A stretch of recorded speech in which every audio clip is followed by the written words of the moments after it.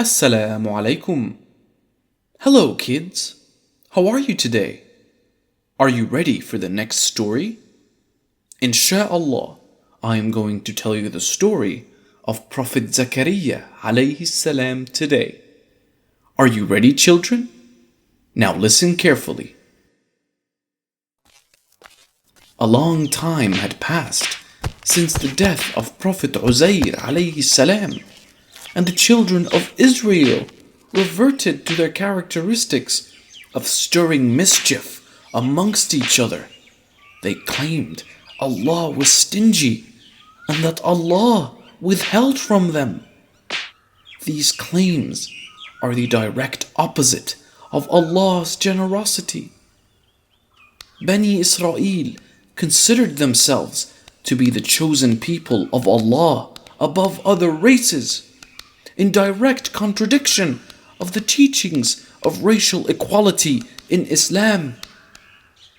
During this time, there lived amongst Bani Israel a man by the name of Imran. He was so renowned for his piety that his was considered to be one of the best families of all time. He was not a prophet or a messenger, but his household was so noble and elevated in Allah's kingdom that there is even an entire chapter in the Quran named after it. Imran had a pious wife, and her sister was married to Prophet Zakariya alayhi salam. The Quran does not provide accounts of Prophet Zakariya's alayhi salam childhood or youth. Hence, the story of Zakariya alayhi salam begins in his late adulthood, when he was elderly. He was a prophet and messenger of Bani Israel. He is a direct descendant of Prophet Dawood alayhi salam. Prophet Zakariya alayhi salam was a carpenter and led a simple life. The Prophet was constantly in a state of gratitude to Allah and was intensely humble in his demeanor. Like Prophet Ibrahim alayhi salam, he and his wife had already reached an extreme old age without having any children. Meanwhile, the wife of Imran, his sister-in-law, gave birth to Maryam alayhi salam, and she pledged to dedicate Maryam alayhi salam towards pure servitude to Allah. Shortly after the birth of Maryam alayhi salam, her father Imran passed away. This sparked off a dispute within Bani Israel on her guardianship. Zakariya alayhi salam should have been the obvious choice. He was her uncle by marriage, and moreover was a prophet whose moral character and piety were beyond question. But, true to their character, Bani Israel disputed this choice, for they wanted the prestige of raising Imran's daughter. The people eventually agreed that they should cast lots to decide the matter. All the candidates wrote down their names on pens and put them in a container. A child was sent to pick one at random. The pen that was selected bore Zakariya alayhi salam's name. Dissatisfied at the outcome, some of them asked for the cast to be repeated. This time, the claimants put all their pens in the river. The pen that would swim against the current would win the guardianship. Again, it was the pen of Zakariya alayhi salam that won. Still stubborn and quarrelsome, they demanded a third round. This time, they decided that whichever pen swam with the current would win the cast. Yet again, it was only Zakariya's alayhi salam pen that differed from the rest, swimming with the current. Observe the power of Allah. People may plot and plan, but what is written will take place.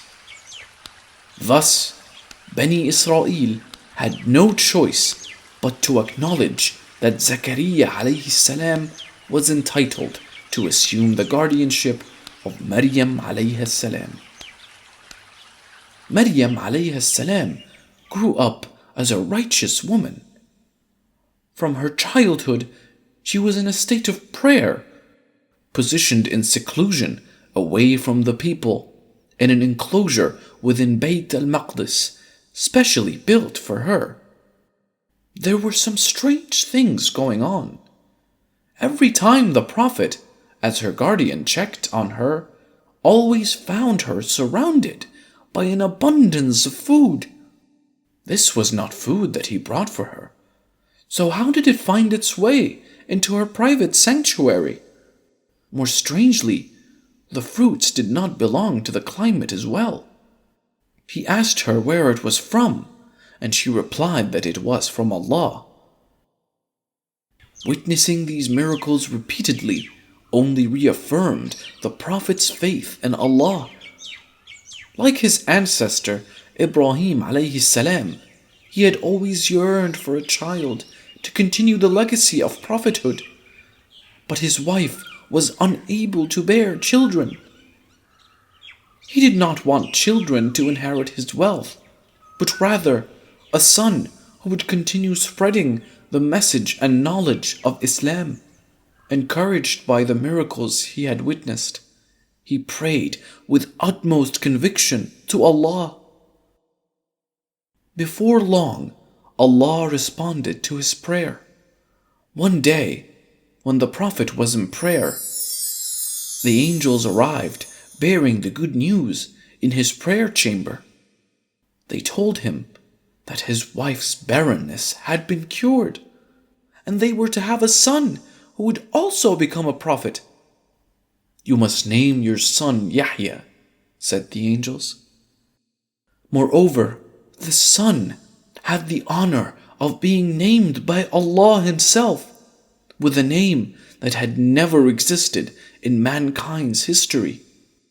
Nevertheless, the Prophet was astounded by the news, and he burst out, "My Lord, how will I have a boy when I have reached old age and my wife is barren?" The angel said, "Such is Allah. He does what He wills." The Prophet continued, "My Lord, make for me a sign." To this, the angels replied, "Your sign is that you will not be able to speak to the people for 3 days except by gesture. And remember your Lord much, and exalt Him with praise in the evening and in the morning."